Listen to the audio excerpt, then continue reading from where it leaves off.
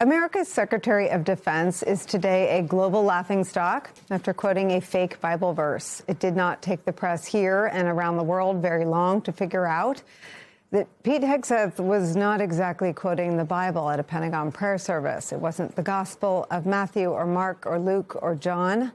While Hegseth suggested that it was a twist on an actual Bible verse, what it really was, what it actually was a take from the Gospel of Quentin Tarantino. Blessed is he who, in the name of camaraderie and duty, shepherd the lost through the valley of darkness. For he is truly his brother's keeper and the finder of lost children. Blessed is he who, in the name of charity and goodwill, shepherds the weak through the valley of darkness. For he is truly his brother's keeper and the finder of lost children. I will strike down upon thee with great vengeance and furious anger those who attempt to capture and destroy my brother. I will strike down upon thee with great vengeance and furious anger those who attempt to poison and destroy my brothers. And you will know my call sign is Sandy 1 when I lay my vengeance upon thee. And you will know my name is the Lord when I lay my vengeance upon thee. Amazing, right? Now, it's so bad that the Pentagon is admitting it today. The spokesperson for the Pentagon saying it was a, quote, custom prayer, obviously inspired by the dialogue in Pulp Fiction. And that spokesperson insists that it was still a reflection of a real Bible verse, Ezekiel 25:17. But even that last point isn't exactly right. The LA Times points out that, quote, the infamous Ezekiel 25:17 speech from Pulp Fiction is almost entirely a screenwriter's creation. Only the final refrain is loosely inspired by the actual biblical verse, end quote. Now, the global reaction to Pete Hegseth's remarks was swift. California's governor got in on it as well. Gavin Newsom posted this take on the famous Pulp Fiction movie poster with the words, Pete Fiction, I just make up stuff because I'm war secretary. No surprise, late-night talk show hosts had a field day. Here is Stephen Colbert. Despite all this, I want Hegseth to succeed. He's the Secretary of Defense. If he succeeds, that means America succeeds. So please, join me in prayer. God, I'm talking to you. You talking to me? Are you talking to me? War is like a box of chocolates. I am tired of these sins on my soul.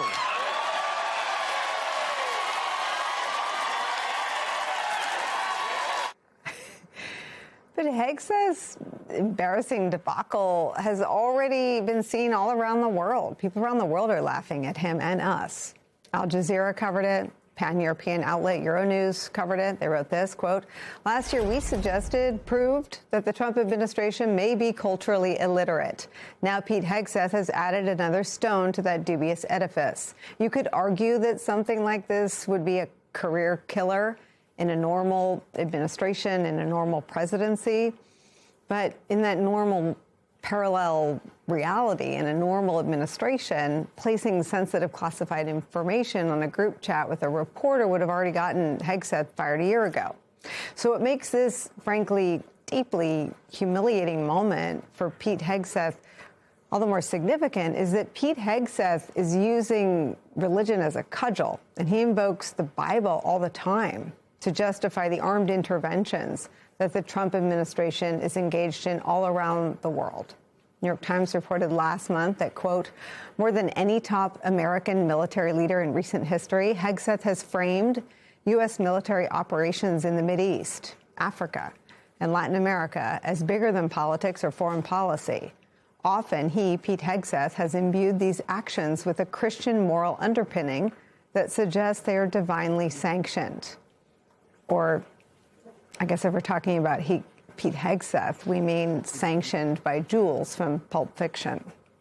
What Pete Hegseth's quoting of a fake Bible verse says about Donald Trump and his administration and its thirst for war is where we start today with Anthea Butler. She is the chair of the Religious Studies Department at the University of Pennsylvania and the author of the book, White Evangelical Racism. With me at the table for the hour, Paul Rieckhoff.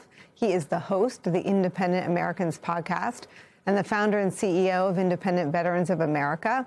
Also joining us, the host of Politics Nation, the president of the National Action Network, the Reverend Al Sharpton is here. Rev, I start with you. I didn't think that they could reveal themselves any more than they have over the last 10 days in this fight with the Pope.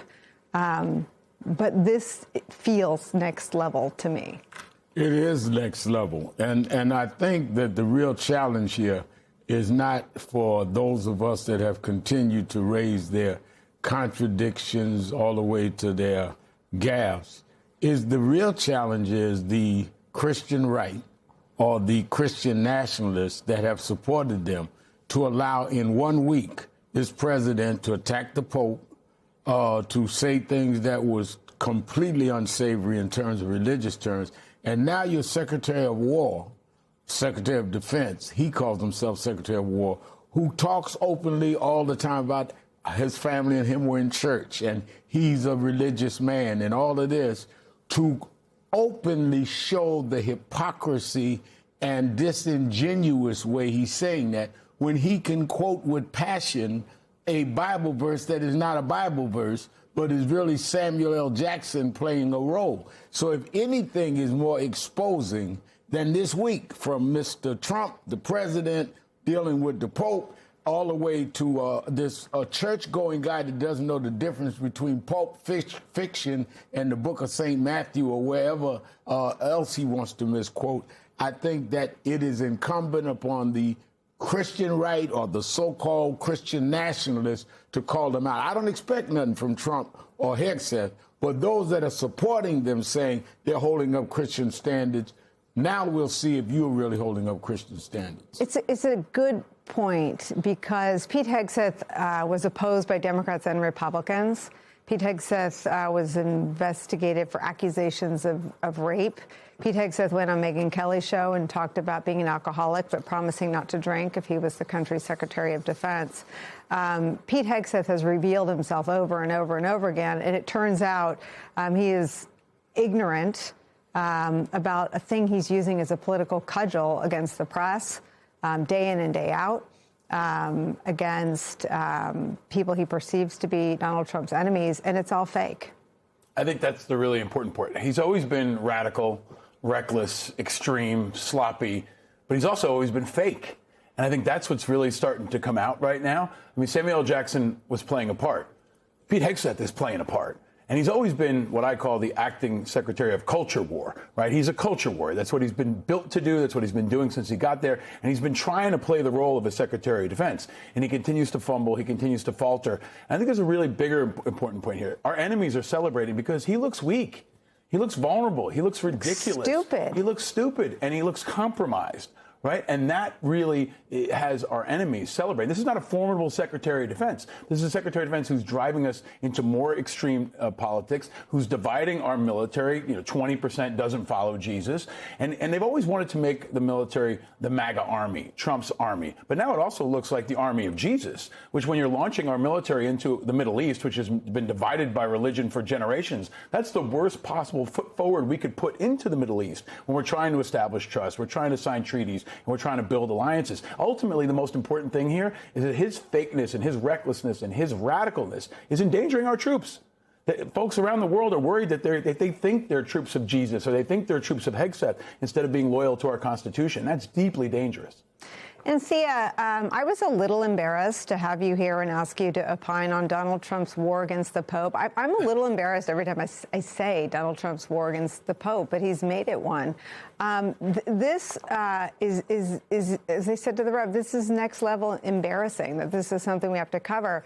And the reason I decided to lead with it today is because if you look at the foreign coverage of this, it is in every part of the globe. And I don't know if that's because it comes in the same sort of week that Trump and Vance have been at war against the Pope. But I mentioned a few of them. I mean, it is on the homepage of Al Jazeera. It is all over AP Europe and other European wire services. It is saturated the entertainment press here and around the world. It is it is a story that has spun around the globe faster than any story about Donald Trump that I've covered since the start of the war with Iran. Yes. And let me say a couple of things about this, Nicole, because, I was kind of hoping you'd have on Samuel L. Jackson today since we couldn't get him. When you were free, we rescinded our invite. Thank you.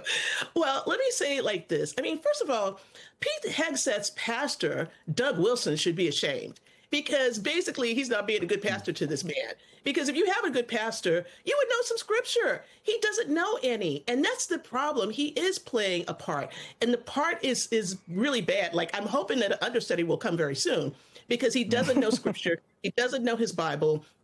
It's most of us who are in the religious studies world, and anybody who studies, biblical scriptures is laughing at him this week, along with the rest of the world, because we know that's not real scripture. I kept looking at people in the audience thinking, surely they know that this is a joke, right? Surely they know that this is made up, because not even someone who's going to go and fight for the country and find someone who is lost, you're trying to get back, a lost soldier, is going to be saying something like that in their call sign. He made this whole thing up. I'm pretty sure of it. I hope that's the case, because I would be embarrassed if there's a military person who actually said that prayer besides him. That's number one. Number two, this whole thing with the Pope this week has been very interesting because it's like Trump can't get it out of his head, and neither can J.D. Vance. And for both of them, this is bad. They are losing, according to PRRI, Public Research International, all of these people who are supposedly Catholics who basically voted for Trump and Vance at the beginning, but now are like, maybe we made a mistake. And so I think they are headed for a real pain come November because of this, these actions against the Pope. But third, and I think this is the story that's being missed this week, and I want to say more about this if we could, is to think about this as a myth-making exercise. We talk about this a lot in religious studies. Trump, Hegseth, Vance are making a myth about religion right now. And that myth is this. We know what Christianity is. God is on our side. We are invincible.